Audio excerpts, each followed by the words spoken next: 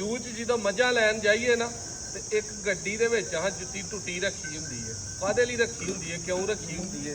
ਤੇ ਗੱਡੀ ਲੈ ਕੇ ਕਦੀ ਮੱਝ ਲੈਣ ਨਹੀਂ ਜਾਈਦਾ, ਮੋਟਰਸਾਈਕਲ ਲਈਦੀ ਹੈ ਜਾਂ ਸਾਈਕਲ ਜਾਂ ਪੈਦਲ ਤੁਰ ਜਾਈਦਾ ਕਿ ਯਾਰ ਇਹ ਬੰਦੇ ਨੇ ਅਨਪੜ੍ਹ ਨੇ ਜੰਗਲੀ ਟਾਈਪ ਨੇ, ਇਹਨਾਂ ਨੂੰ ਪਤਾ ਹੀ ਨਹੀਂ, ਪੁੱਠਾ ਮੁੱਲ ਕਰਨਗੇ ਭੈੜਾ ਵੀ ਗੱਡੀ ਆ ਗਈ ਹੈ, ਬਹੁ ਟਾਈਪ ਬੰਦੇ ਆ ਗਏ ਨੇ ਤੇ ਨਾ ਜਿਹੜਾ ਨਾ ਸਾਡਾ ਇਲਾਜ ਕਰਦੇ। ਅਸੀਂ ਵੱਜ ਜਾਂਦੇ ਆ ਉਹਦੇ ਤੋਂ ਤੇ ਜਾਂਦੇ ਆ ਭੈੜੇ ਹੁਲੇ ਜੀ। ਕਿਉਂ ਉਸਤਾਦ ਜੀ? ਪਰਨੇ ਹੋਰ ਪਾਟੇ ਉਧਰੇ ਸੂਟ ਉੱਥੇ ਹੀ ਰੱਖੇ ਨੇ, ਉਹ ਪਾਣੇ ਨੇ ਕਿ ਉਹਨਾਂ ਵਰਗਾ ਹੁਲੀਆ ਸਾਡਾ ਹੋਏ ਤੇ ਉਹ ਆਪਣੇ ਲੈਵਲ ਤੇ ਸਾਡੇ ਨਾਲ ਗੱਲ ਕਰਨ, ਹੋਰ ਨਾ ਕਰਨ।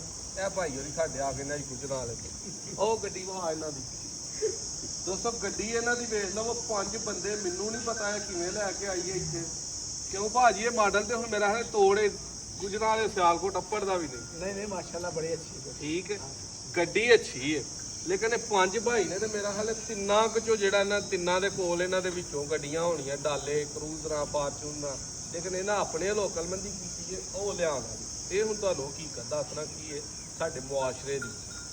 ਅਸੀਂ ਵੀ ਇਸੇ ਤਰ੍ਹਾਂ ਸੋਚਦੇ ਹਾਂ, ਇਹ ਵੀ ਇਸੇ ਤਰ੍ਹਾਂ ਸੋਚਦੇ ਨੇ, ਲੇਕਿਨ ਇਹ ਕਈ ਜਗ੍ਹਾ ਤੇ ਸੋਚਣਾ ਚਾਹੀਦਾ, ਕਈਆਂ ਜਗ੍ਹਾ ਤੇ ਨਹੀਂ ਸੋਚਣਾ ਚਾਹੀਦਾ। ਕਿਉਂ ਨਹੀਂ ਸੋਚਣਾ ਚਾਹੀਦਾ?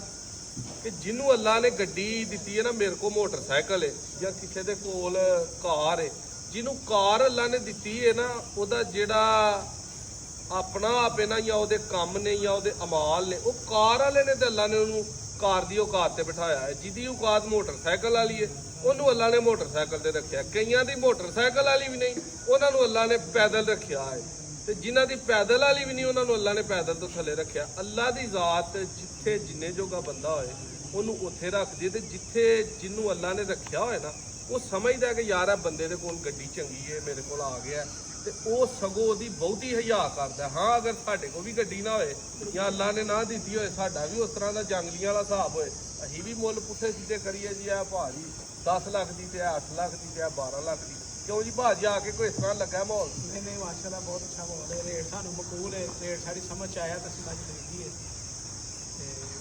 ਇੱਧਰ ਨੂੰ ਲੈ ਆਓ ਬਲਾਲ ਸਾਹਿਬ। ਇਸ ਲਈ ਜਿਹੜੇ ਭਾਵਾਂ ਦੇ ਕੋਲ ਗੱਡੀ ਹੋਏ ਇਹਨਾਂ ਦੇ ਤਰ੍ਹਾਂ ਦਲੇਰੀ ਦੇ ਨਾਲ ਅੱਗੇ ਹਾਂ ਗੱਡੀ ਹੋਏ, ਅਗਲਾ ਵੀ ਬੰਦਾ ਸਮਝਦਾਰ ਹੋਏ ਤੇ ਫਿਰ ਲੈ ਜਿਆ ਕਰੋ। ਤੇ ਜੇ ਜੂਜਾ ਵਾਲੇ ਪਾਸੇ ਜਾਣਾ ਤੇ ਫਿਰ ਉਰਾ ਹੀ ਕਿਸੇ ਨੁਕਰੇ ਖਿਲਾਰ ਕੇ ਮੱਝ ਬਕਾਰ ਬਾਈ ਨੇ ਲਈ ਹੈ ਤੇ ਬੜਾ ਲਾਈਕ ਕੀਤਾ ਹੈ ਨਾਦਰ ਸਾਹਿਬ ਦੇ ਡੇਰੇ ਨੂੰ। ਬਿਲਕੁਲ ਦਿਓ ਜੀ ਕੋਈ ਕਮੈਂਟਸ ਇਹਨਾਂ ਨੂੰ। ਹਾਂਜੀ, ਨਹੀਂ ਪੂਰਾ ਰਿਗਾਰਡ ਕੀਤਾ ਉਹਨਾਂ ਨੇ, ਜਿਹੜੀ ਸਾਡੀ ਐਕਸਪੈਕਟੇਸ਼ਨ ਸੀ ਉਸ ਤੋਂ ਵੀ ਅੱਛੇ ਆਏ ਨੇ ਮਾਸ਼ਾਅੱਲਾ। ਚਲੋ ਜੀ, ਮੁਹੱਬਤ ਇਹਨਾਂ ਭਾਈਆਂ ਦੀ ਸਾਡੇ ਕੋਲ ਚੱਲ ਅਸੀਂ ਕੇ ਅਸੀਂ ਆਂਦੇ ਜਾਂਦੇ ਰਵਾਂਗੇ। ਤੁਹਾਡੀ ਮੁਹੱਬਤ ਦੇ ਸਾਥੀ ਗੁਜਰਾਲਾ ਤੋਂ ਭਾਈ ਆਏ ਨੇ, ਮੱਝ ਲੈ ਕੇ ਚੱਲੇ ਨੇ। ਤੇ ਗੱਡੀਆਂ ਦੇ ਬਾਰੇ ਮੁਖਤਸਰ ਉਹ ਜਿਹੜੀ ਗੱਲ ਤੁਹਾਨੂੰ ਦੱਸੀ ਹੈ ਕਿ ਜਿਵੇਂ ਦੇ ਅੱਗੇ ਬੰਦੇ ਹੋਣ ਉਵੇਂ ਦਾ ਹਿਸਾਬ ਕਰੋ। ਸਾਡੇ ਨਾਲ ਯਾਰ ਤਗੜੀ ਗੱਡੀ ਦਾ ਅਸੀਂ ਖੁਸ਼ ਹੋਵਾਂਗੇ। ਹੋਰ